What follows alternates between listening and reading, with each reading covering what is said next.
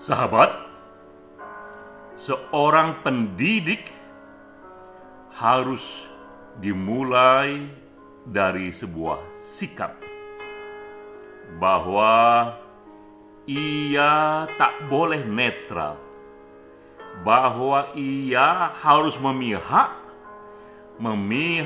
kepada menumbuhkan kesadaran kritis di kalangan para siswanya untuk menyadari aneka potensi situasi sosialnya yang mungkin menindas. Ini adalah kutipan terkenal dari Paulo Freire. Ia seorang pendidik, seorang filsuf pendidikan dari Brazil. Kala itu Paulo Freire melihat sistem pendidikan di Brazil, betapa ia melihat di sana pendidikan hanyalah mereproduksi sistem sosial yang besar yang tidak adil. Akibatnya, semakin tinggi pendidikan seorang siswa di sana, semakin ia terintegrasi ke dalam sistem industri yang tidak adil. Maka, kata Paulo Freire, ia ingin pendidikan berfungsi sebaliknya.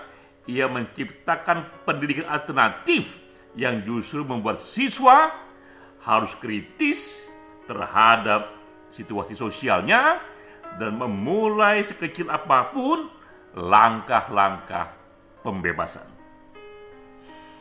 Ini kutipan yang kuat untuk kita mulai diskusi webinar dari Satu Pena. Ini webinar dari Perkumpulan Penulis Indonesia yang ke-31. Topik kita hari ini adalah soal pendidikan yang membebaskan.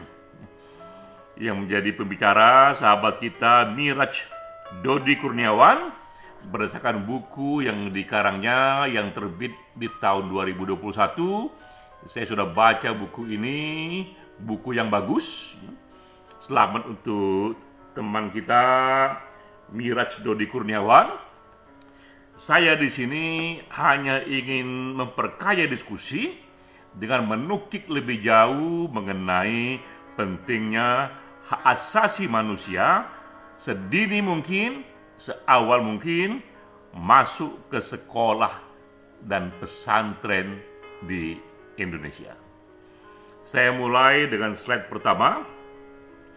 Nah, ini berita yang baru, berita di tahun 2021 mengenai New York University Library yang menyelenggarakan sebuah simposium untuk critical pedagogy. Inilah topik yang kita bahas sekarang ini yang berhubungan dengan Paulo Freire. Ini universitas menyelenggarakan di Amerika Serikat sebuah simposium yang menyebarluaskan paham critical pedagogy. Ini penting karena kita tahu perpustakaan New York ini itu perpustakaan kampus terbesar di Amerika Serikat. Ia memiliki sekitar 10 juta buku, ada 5 lokasi perpustakaan, dan juga setahun itu ada 2,5 juta pengunjung fisik, nggak terhitung pengunjung di sistem internet. Jadi kita lihat ini library yang besar yang berpengaruh di Amerika Serikat. Ketika ia membuat simposium soal ini, diundang di sana tak hanya pustakawan, tapi juga para pengajar, juga para aktivis untuk bersama-sama menyebarkan satu paham critical pedagogy. Dan apa yang dikerjakan di simposium situ adalah mereka menginginkan agar para guru, para pustakawan, para aktivis bersinergi untuk terus menghidup-hidupkan pentingnya isu ras, gender, LGBT, dan human rights. Pentingnya isu ini untuk terus hadir di buku-buku untuk dibaca, untuk juga hadir di kelas-kelas ataupun di luar kelas yang sifatnya semakin menyebarkan satu kesadaran kritis terhadap situasi sosial. Nah, kita tahu kritikal pedagogi di sini yang diajarkan dan disimposiumkan di New York University itu dirunut jauh berasal dari Paulo Freire yang kita kutip di awal. Ia lahir di Brazil tahun 1921 sampai 1997. Ia seorang pendidik, juga seorang filsuf pendidikan, dan menurutnya berbeda dengan pendidikan tradisional yang hanya mereproduksi sistem besarnya. Pendidikan alternatif atau critical pedagogi haruslah menjadikan pendidikan sebagai bagian untuk melahirkan kesadaran pembebasan manusia. Paulo Freire menerbitkan buku yang terkenal di tahun 68, judulnya Pedagogy of the Oppressed. Ini satu buku yang menurut ukuran saintifik satu dari 3 buku yang paling banyak dikutip dalam ilmu sosial. Kita lihat besarnya efek dari buku ini, dari Paulo Freire ini, yang tak hanya efeknya di Brazil, bahkan tadi kita lihat sudah meluas pula ke Amerika Serikat, bahkan juga ke dunia, bahkan juga ke Indonesia. Apa itu kritikal pedagogi yang diajarkan oleh Paulo Freire? Ini adalah gerakan yang memasukkan isu keadilan sosial dan kesadaran demokratis sebagai bagian dari pendidikan. Bagi Paulo Freire, pendidikan tidak hanya pengajaran ilmu teknis saja mengenai satu korelasi hubungan variabel ilmu sosial ataupun ilmu alam, namun harus juga masuk ke sana kesadaran kritis untuk menyadarkan siswa memahami situasi makro, situasi sosialnya. Nah, ini pokok-pokoknya bagi Paulo Freire, peserta pendidikan dibuat sadar untuk memahami problem yang ia alami secara individual dengan sistem sosial di mana ia hidup. Ketika ia melihat kemiskinan yang menjadi kendalanya, ketika ia melihat ras kulit hitam yang menjadi kendala hidupnya, ketika ia melihat diskriminasi LGBT yang ia alami, atau ketika ia melihat lingkungannya yang begitu banyak tidak mengapresiasi hak asasi manusia, ia melihat itu semua dan ia hubungkan kepada sistem makro yang kala itu mendominasi masyarakatnya, yang kala itu mendominasi pemerintahannya, dan ia dibuat sadar bahwa pendidikan yang sedang ia jalankan itu apakah memperkuat situasi yang diskriminatif ini, atau ia memperlemah dan membebaskan murid untuk mengerjakan sesuatu melawan situasi sosial yang diskriminatif. Nah, pendidikan dalam pandangan Paulo Freire itu bukan hanya pendidikan satu arah yang monolog, di mana murid pasif saja mendengar berbagai informasi dan pengajaran dari guru, tapi pendidikan dianggap sebagai proses dialog, di mana murid di sana juga membawa sesuatu pengetahuan tentang situasinya sendiri, tentang kondisi sosialnya sendiri. Ia bukanlah kertas putih, tabula rasa yang hanya bisa diisi oleh guru, tapi ia pun membawa riwayat pengalamannya sendiri, sehingga pendidikan menjadi proses dialog antara guru dan murid. Dan juga pendidikan tidak hanya apa yang diajarkan di kelas, karena antara apa yang ada di kelas bisa berjarak begitu kuat, begitu jauh dengan apa yang hadir dalam realitas sosial.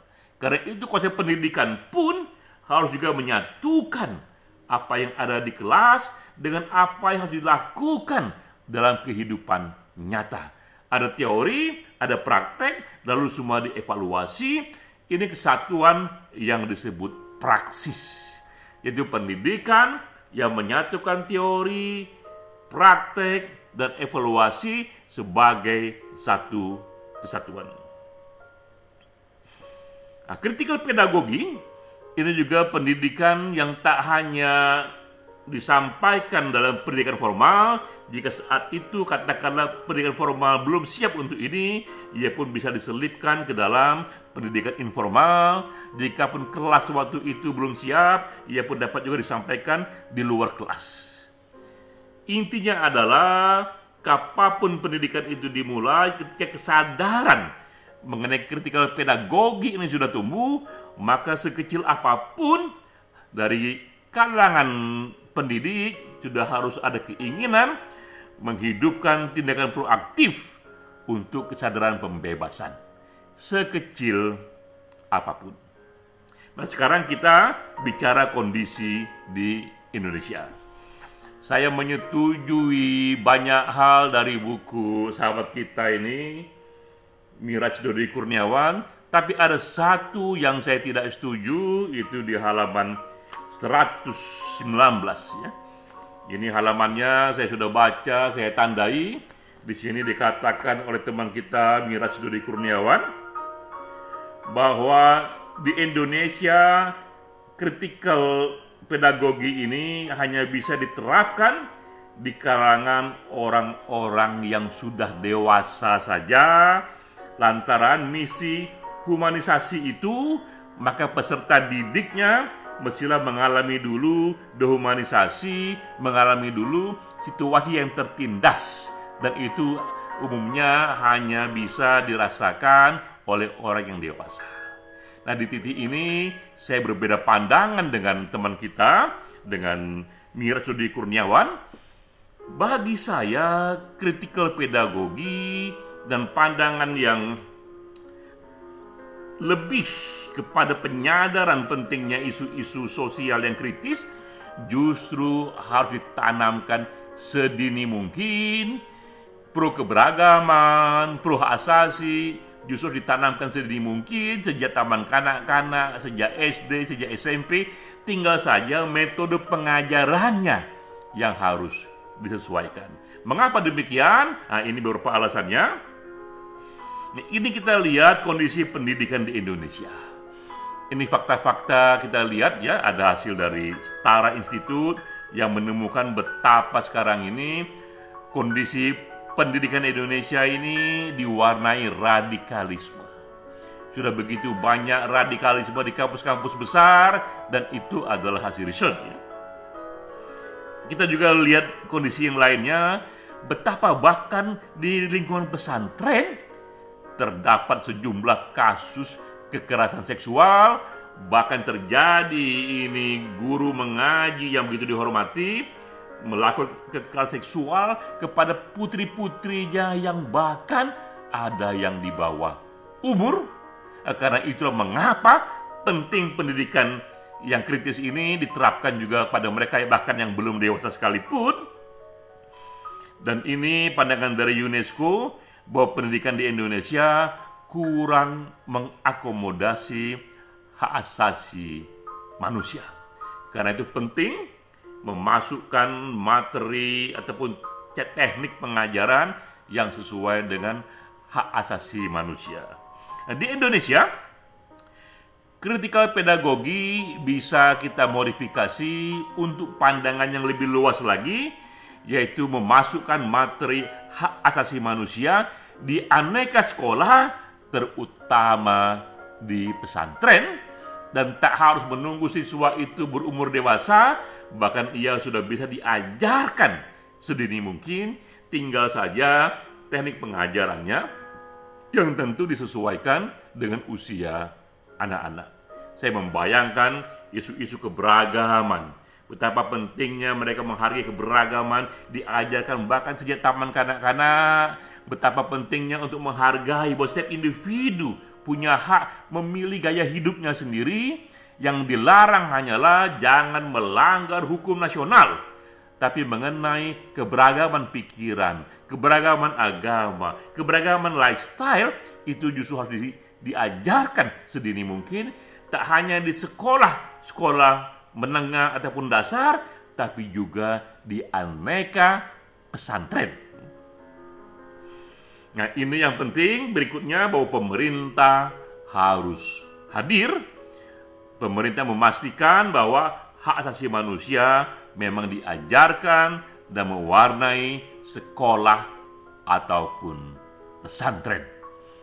Itulah jejak dan modifikasi yang bisa kita kerjakan untuk paham-paham Paulo Freire, untuk critical pedagogy, bahwa kita memasukkan lebih jauh ke dalam satu kerangka hak asasi manusia untuk masuk ke dalam sekolah dan juga ke dalam pesantren, seperti dikatakan di awal yang dikutip dari pengantar saya ini, bahwa seorang pendidik ia tak boleh netral, ia sudah harus datang dengan sikap yang berpihak untuk menyadarkan para murid-muridnya pentingnya memahami, pentingnya menghargai prinsip-prinsip hak asasi manusia, tak hanya di sekolah, tak hanya kepada orang dewasa, bahkan juga kepada anak-anak sekalipun,